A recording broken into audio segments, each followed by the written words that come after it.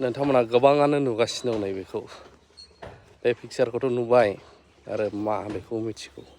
बेनि सिगां प्रमद बर' बिथांनि गोजोननि सान्थिनि सोरखार समावबो जों मोनसे खामानिखौ नुनो मोन्दों आरो खामानिजों लोगोसे मा नुथाय नैबे भिडिअ'खौ नुलांगोन।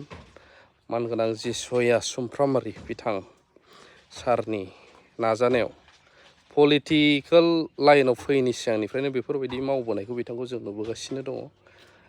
मा नुथाय नायग्रोनानै ला। गिबियावनो नैबे चेनेलखौ नायगिरि रायजो राजा गासैखौबो आंनि गोसो गोरबोनिफ्राय अननाय आरो सिबिनायखौ जासिग्रोबाय। नैथियाव आङो दिनै जोंनि चिरां डिस्ट्रिक्ट बे सिडली समस्ति बे गामियाव आङो गिदिंदों आरो दिनै बे गिदिंनायनि मेन उद्देश्यआनो जाहैबाय दा मुस्लिम जाय माइनरिटि बे माइनरिटि मुस्लिम जातिनि मास मोनसे जे उदै बासिनाय बा गावसोरनि आल्लाह बा इसोरखौ सिबिनाय बे उदै बासिनाय समखौ बिथांमोना लागासिनो।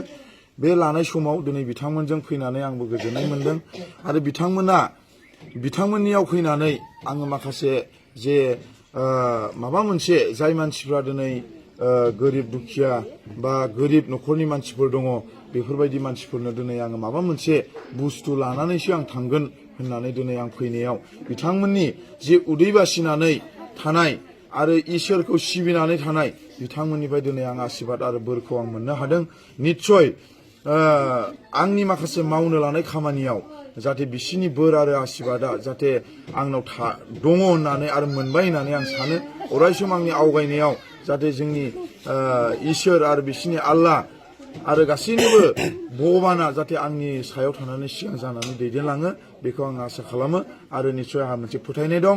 रायजो राजाया बा इसोर रायजो राजाया मालाबाबो माबा मोनसे बुस्थु होनो हाया, नाथाय इसोरा जोंनो बा भगबाना जोंनो माबा मोनसे जोंनो थाबायनायावनो होन, माबा मोनसे मावनायावनो होन, माबा मोनसे बिजनेस मावनायावनो होन, बे गासैयावबो जोंनि सिगाङाव थानानै जोंनो खामानि मावनो जोंनो खाबु होयो।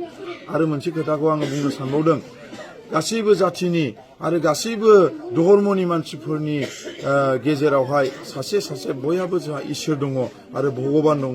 दा बेवहाय आङो बेखौनो बुंनो सानदों जे साफ्रोमनिबो इसोर आरो भगबाना माब्लाबाबो मोखाङाव नुजाया आरो जोङो इसोरखौ आरो भगबानखौ जों नुनो मोना। नाथाय सोरबा सासे मानसिनि अन्तराव हाबनानै बा गोसोआव हाबनानै रायजो राजाखौ नायनो थाखाय बेनो थुलुंगानाय होनाय बायदि आं मोननानै दिनै आं रायजो राजानि सिगाङाव आं गिदिंबाय थादों आरो आङो बिथांमोनजोंहाय आङो गिदिंनानै आङो मोनसे रंजाखांनाय आं मोनदों। आरो बे जोंनि 13 नं समस्ति बा चिरां डिस्ट्रिक्ट सिडली समस्तियावहाय माइनरिटि हिसाबै बा मुस्लिम एरिया हिसाबै 16था गामि दङ। मजाबारियाव 4 गामि, बासुगावआव 10था गामि आरो बेंटलाव 2 गामि। बे 16था गामियाव आङो दिनै रायजो राजाफोरजों हाबनानै जि बुस्थु माबा मोनसे फिसा दे आं होबाय, बे होनायाव आंहा इसिबां मानि आंहा मा गैया, मा होनोमोनलाय, गौरब गैया। नाथाय आं बिनिफ्राय बांसिन आं होनो लुबैयो। नाथाय मालाबानि समाव आंबो माबा मोनसे सुबिदायाव गोलैनाय हिसाबै आंबो होजोबनो हाया। नाथाय आङो बेखौनो आसा खालामदों जे रायजो राजानि अननाय आरो आशीर्बादजों दिनै आङो मोनसे मोननै बुस्थु होदों। नाथाय बिनिफ्राय बांसिन आं जाहाथे आं जेब्लासिम थांनानै थागोन अब्लासिम आङो रायजो राजानो दुख सुख मोजां गाज्रि आं गासैखौ खबर लानानै जाहाथे मावलांबाय थानो हायो, बेखौ आङो गासैबो जोंनि अल BTCनि रायजो राजा आइ आफा बिदा फंबाय गासैनावबो आङो बोर आरो आशीर्बाद आङो बिनो लुबैदों। जाहाथे आंनि जि थांखियाव थाबायनाय जि रायजो राजाखौ मोनसे लामाजों आङो दैदेनलांनो लुबैनाय आरो जोंनि माखासे इयुथ्सफोरखौ मोजां लामाजों दैदेनलांनो लुबैनाय, बेफोरबायदियाव जाहाथे आंनि थाखाय बयबो आर'ज गाबनानै आरो भगबान आरो इसोरनाव आरो अबंलारिनाव जाहाथे आंनि थाखायबो आर'ज खालामनानै होयो, बेखौ आङो बुंबाय। आरो आंनि बे जि बेरायनाय, बे बेरायनायावहाय आं जोबोद गोजोननाय मोन्दों। रायजो राजा उन्दैफोर आरो गोनांफोर गैयिफोर गासैजोंबो आङो लोगो लानो मोननानै आंनि गोसोआ जोबोद रंजाखांनाय मोन्दों। थारैनो नोंथांमोनहा भिडिअखौ नुबाय।